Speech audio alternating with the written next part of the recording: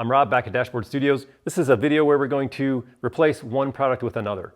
So you're probably familiar with our use of setup arrows to position the guide rail for the cuts on your table. You would run the rail into the arrows like that.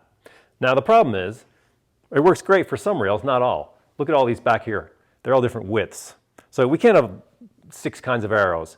The idea is we want to get rid of arrows. We're going to replace them with this. This is this universal setup block. It has 2 functions. In this case, we're just going to talk about how you set up for crosscuts. You need only one dog. You're going to put this in the hole that's closest to where you want to make your cut. If you look here, it has some arrows indicating crosscut. That means that side goes toward your rail. So you're just going to drop this on to your dogs like that. You're going to pull your rail into it. They will self-align. Tighten your brackets. And now you're in the same position you would be otherwise, and it doesn't matter what rail you have.